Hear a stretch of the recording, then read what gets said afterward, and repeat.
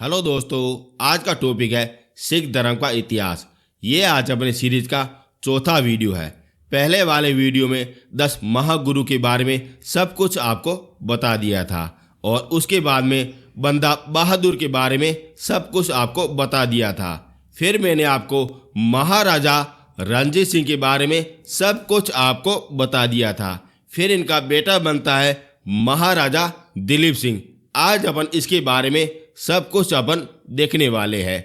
जो ये आप नीचे इमेज में देख सकते हो, छोटा सा नन्हा सा प्यारा सा, ये हो जाएगा महाराजा दिलीप सिंह जी हो जाएगा साथियों। आज अपन इसके बारे में सब कुछ अपन देखने वाले हैं।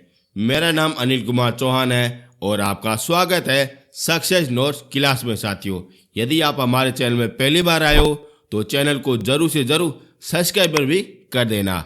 यदि आपको पीडीएफ चाहिए तो नीचे आपको लिंक मिल जाएगा, वहां से आप अच्छी तरह से डाउनलोड कर भी सकते हो साथियों। अब देखते हैं दिलीप सिंह के बारे में देख लेते हैं। और इनका जन्म होता है 1838 में होता है साथियों और मात्र कम आयु में 1843 में ये महाराजा बन जाता है। लेकिन इनका संरक्षण कौन करता है? इनकी माता जी जीत कौर करती है साथियों। और यहीं से आपका यही पहला क्वेश्चन पूछा जाता है कि महाराजा दिलीप का संरक्षण कौन हो जाएगा? तो इनकी माता जी जीत कौर हो जाएगी साथियों। वेरी इंपॉर्टेंट है। जैसे अपने पृथ्वीराज चौहान तृतीय का संरक्षण कौन करती है? उनकी माता जी करती है ना, वैसे अपने और महाराजा दिलीप का संरक्षण उनकी माता जी करती हैं साथियों। वेरी इंपॉर्टेंट पर्सन है जो आपसे क्वेश्चन सीधा ही पूछा जाता है। जब ये छोटे वर्ष की आयु में महाराजा बने थे तब आप सभी लोगों को पता है अंग्रेजों की एक हड़प नीति है, यानी कि कोई भी छोटा राजकुमार कभी भी राजा नहीं बन सकता है। और इसी के कारण इस मौके का फायदा उठाने के लिए वो बार बार सिख साम्राज्य को परेशान कर रही थी। और इस कारण जीत कौर ने ये आदेश दे दिया कि आप अपने जाइए, अपने साम्राज्य का विस्तार कीजिए। और यहीं पे ये गलती कर बैठती है साथियों। उसने क्या समझा? सिख सेना बड़ी मजबूत है। वास्तव में सिख सेना बड़ी मजबूत थी, लेकिन अंग्रेजों को उसने कम आंक लिया। इस कारण ये गलती कर बैठती है और उसने आदेश दे दिया, जाइए हमारे सैनिक, आप अपने साम्राज्य का विस्तार कीजिए। इस कारण पहली बार 1845 में प्रथम आंग्ल सिख का युद्ध होता है, फिर दूसरा युद्ध होता है और वहीं से आपके क्वेश्चन पूछे जाते हैं साथियों। यदि यहाँ तक देख रहे हो तब आपको मेरा कंटेंट अच्छा लग रहा होगा, और अच्छा लग रहा है तो शेयर जरूर से जरूर कर देना साथियों। अब अपन पढ़ने वाले हैं प्रथम आंग्ल सिख के युद्ध के बारे में पढ़ने वाले साथियों। वेरी इंपॉर्टेंट है, यहाँ से भी आपके क्वेश्चन पूछे भी जाते हैं। और 11 दिसंबर 1845 में सिख सेना के हरिके और कसूर के बीच में सतलज नदी को पार किया जाता है। यहाँ पे आप सभी लोगों को पता है एक संधि हुई थी, अमृतसर की संधि हुई थी, जिसमें क्या कहा गया था? यही कहा गया था कि सतलज नदी का पूर्व वाला भाग सारा का सारा अंग्रेजी साम्राज्य का होगा और सतलज नदी के सीमा तक वो अपने सारा का सारा साम्राज्य सिख धर्म का हो जाएगा, यानी कि सिख साम्राज्य का हो जाएगा साथियों। अब ये इन संधि का उल्लंघन करते हैं साथियों और यहीं पे ये दूसरी गलती कर बैठते हैं। पहली वाली गलती कौन सी हो जाएगी कि अपने साम्राज्य का विस्तार करना, और दूसरी गलती यही हो जाती है कि सतलज नदी को पार करना। तब उसके समय भारत के गवर्नर जनरल होते हैं लॉर्ड होर्डिंग होते हैं और उसने आदेश दिया जाता है कि सतलज नदी के पार वाला जितना भी साम्राज्य है वो अपने अंग्रेजी साम्राज्य में मिला लिया जाए। और वहीं से ये प्रथम आंग्ल सिख युद्ध प्रारंभ हो जाता है। और इसमें कुल 5 प्रकार के युद्ध होते हैं जो अलग अलग स्थान पे होते हैं साथियों। पहला होता है मुदकी युद्ध होता है, दूसरा होता है फिरोज शाह युद्ध होता है, तीसरा युद्ध होता है बंदोवाला युद्ध होता है, चौथा होता है अली वाला युद्ध होता है और पांचवा होता है सुबराय युद्ध होता है। इस प्रकार से ये 5 युद्ध बड़े भयंकर प्रकार से होते हैं साथियों। दोनों के दोनों सेना बड़ी ताकतवर थी, इनकार बड़े भयंकर रूप से आक्रमण होता है साथियों। अब अपन आगे भी देख लेते हैं।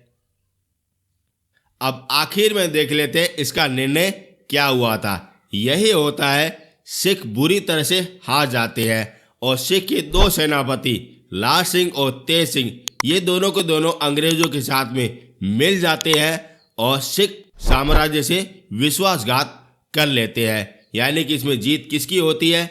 अंग्रेजों की हो जाती है। इस कारण लाहौर की संधि करते हैं और इस लाहौर संधि के तहत अंग्रेजी साम्राज्य को एक मौका मिल जाता है कि सिख साम्राज्य को बुरी तरह से बर्बाद करने का। और यह संधि महाराजा दिलीप सिंह और अंग्रेजों के बीच में होती है साथियों। इनमें बड़ी बड़ी शर्तें होती है, वो भी आपसे कभी कभार पूछी जाती है। और यह संधि होती है 9 मार्च 1846 में हुई थी साथियों। अब इसमें क्या क्या होता है वो अपन सारे कुछ वगैरह देख लेते हैं। पहला, यही सिख साम्राज्य सतलज नदी को कभी भी पार नहीं कर देगी। जितना भी साम्राज्य जीता था वो सारा का सारा अंग्रेजों को दिया जाएगा। यह पहली शर्त हो जाएगी। और दूसरी शर्त यही हो जाएगी कि सतलज और व्यास के बीच में जितने भी दुर्ग है वो सारे के सारे अंग्रेजी साम्राज्य को दिए जाएंगे। यानी कि जितने भी जीते हैं और जितने बनाए हैं वो सारे सारे अंग्रेजी साम्राज्य को दिए जाएंगे। और तीसरी शर्त यही होती है, जितने भी अंग्रेजी सरकार को घाटा हुआ है या जो भी युद्ध में हानि हुई है वो सारे सारे 1.5 करोड़ रुपए अंग्रेजी साम्राज्य को दिए जाएंगे। ऐसी बातें कौन कर रहा है?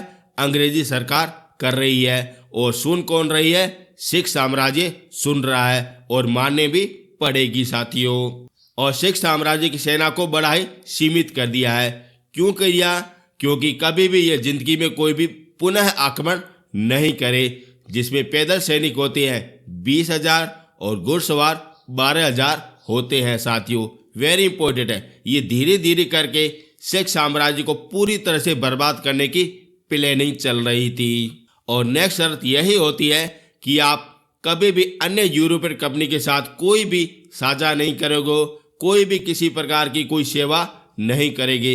इसके अलावा जितने भी थी ना पुर्तगाल कंपनी, डच कंपनी, जितने भी थी ना उसके साथ कोई भी बातचीत या किसी भी प्रकार की कोई संधि, किसी भी प्रकार की कोई सेवा नहीं करेंगे। और नेक्स्ट शर्त यही होती है कि आपके दिलीप सिंह महाराजा को महाराजा स्वीकार किया जाता है तथा उनकी माता को उनका सरसन घोषित किया जाता है। और ये वाला पक्ष आ जाता है सिख साम्राज्य में आ जाता है। और जो विश्वासघात करता है लाल सिंह, उसको सिख राज्य का वजीर बना दिया जाता है और इस वजीर के आधार पर वो अपने विश्वासघात कर देता है। वेरी इंपॉर्टेंट है, आपसे पूछा भी जाता है। और एक सरकारी अधिकारी यानी कि अंग्रेज का एक अधिकारी होगा और वो अपने लाहौर में होगा और उसका सारा कुछ उगर खर्चा सिख साम्राज्य के द्वारा वसूला जाएगा और उसे कहते हैं रेजिडेंटी कहा जाता है। और उसका पहला अधिकारी होता है लॉरेंस होता है, उसकी नियुक्ति की जाती है। यानी कि छोटी सी एक ऑफिस बनाई दी जाएगी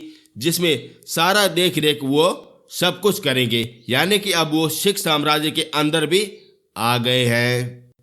और अंग्रेजी सेना खालसा दरवाजे के खर्चे पर 1876 तक लाहौर में रहेगी। यानी कि अब खर्चा भी उनको उठाना पड़ेगा। और आखिरकार कोहिनूर हीरा इसको अंग्रेजों के द्वारा दिया जाता है और ये अंततः कहाँ पे पहुंच जाता है? विक्टोरिया के पास में पहुंच जाता है। ये कौन सी संधि के तहत हुआ था? लाहौर संधि के तहत हुआ था साथियों। अब ये कुछ उगर शर्तें हैं, आप अच्छी तरह से नोट डाउन कर सकते हो। यानी कि सिख साम्राज्य को कैसे एक एक करके सारे वगैरह इनके पैर काट दिए हैं। पहला, पूरा खर्चा सिख साम्राज्य उठाएगी और राज कौन करेगी? अंग्रेजी करेंगी। इनकी सेना को भी बड़ा ही कम कर दिया था जिसमें पैदल सैनिक हो जाएंगे 20,000 और घुड़सवार हो जाएंगे 12,000 हो जाएंगे। और वहाँ के सिख साम्राज्य के अंदर एक छोटी सी रेजिडेंटी बनाई जाएगी यानी कि सेना की टुकड़ी बनाई जाएगी और उसका अध्यक्ष कौन होता है? लॉरेंस होता है। यानी कि उसकी देख रेख में सारा कार्य होगा।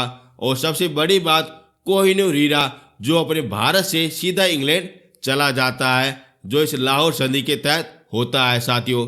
यानी कि एक छोटी सी गलती सिख साम्राज्य को बुरी तरह से बर्बाद कर दिया था। अब अपन कुछ आगे भी देख लेते हैं जहां से आपके क्वेश्चन पूछे जाते हैं साथियों। यदि दोस्तों मेरा कंटेंट और मेरी मेहनत आपको पसंद आ रही है तो चैनल को जरूर से जरूर सब्सक्राइब कर देना और शेयर जरूर से जरूर कर देना साथियों। यदि आपको पीडीएफ चाहिए तो नीचे आपको लिंक मिल जाएगा, वहां से आप डाउनलोड कर भी सकते हो या आप हमारे व्हाट्सएप नंबर पर कांटेक्ट कर भी सकते हो साथियों। अब देख लेते हैं द्वितीय आंग्ल सिख की पृष्ठभूमि यानी कि रूपरेखा देख लेते हैं जिसके आधार पर दूसरा आंग्ल सिख युद्ध लड़ा गया था। क्या क्या कारण था वो भी अपन सब कुछ देख लेते हैं। जब लाहौर की संधि होती है तब उसके बाद में अंग्रेजों का असली चेहरा सामने आता है, जिसमें लाल सिंह को एक जांच के आदेश पर दोषी पार कर उसे राज्य से बाहर निकाला जाता है। ये इनका पहला कदम हो जाएगा। यानी कि विश्वासघात किसने किया था? लाल सिंह और तेज सिंह ने किया था। पहले इसको जड़ से इसको मिटा दिया था, यानी कि इसे साम्राज्य से बाहर निकाल लिया था। फिर लाहौर का जितना भी साम्राज्य है वो अपने एक प्रतिनिधि मंडल को सौंपा जाएगा। ऐसी ऐसी बातें चल रही थी और लाहौर संधि के अनुसार 1876 तक अंग्रेजी सेना केवल लाहौर में रहेगी, लेकिन लॉर्ड डलहौजी के कुछ समय और लाहौर में सेना रही थी और यही कारण मिलता है कि दूसरी संधि करनी पड़ती है, जिसे कहते हैं भेरवाला की संधि कहा जाता है। ये ऐसा होता है जिसमें अंग्रेजी सरकार धीरे धीरे अपने सिख साम्राज्य के अंदर आ रही थी, उसे हड़पने की कोशिश कर रही थी। इस कारण अब दूसरी संधि होती है, भेरवाल की संधि होती है, जो बड़ी ही इम्पोर्टेंट है और ये होती है 22 दिसंबर 1846 में होती है साथियों। अब इसमें ऐसे ऐसे कदम उठाए गए और उसके आधार पर सिख आंग्ल का पुनः युद्ध होता है साथियों।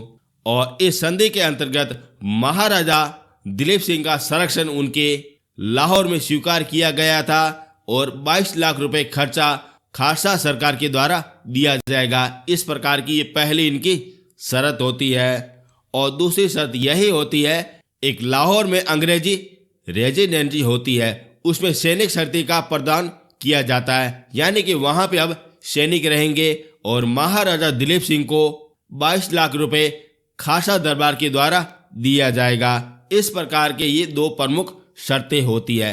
लेकिन महाराजा दिलीप सिंह की माताजी जिंदा कौर ने इसका विरोध कर दिया और अंत है 20 अगस्त 1847 को यह घोषणा कर दिया कि महाराजा दिलीप सिंह की शिक्षा जिंदा कौर के द्वारा नहीं की जाएगी, उसे अलग किया जाएगा और महारानी जिंदा कौर को 48,000 रुपये पेंशन देके सिखपुर में भेजा जाएगा। यानी कि माँ को बेटे से और बेटे से माँ को दोनों को अलग कर देते हैं और यही कारण मिलता है सिख आंग्ल का दूसरा युद्ध होता है साथियों।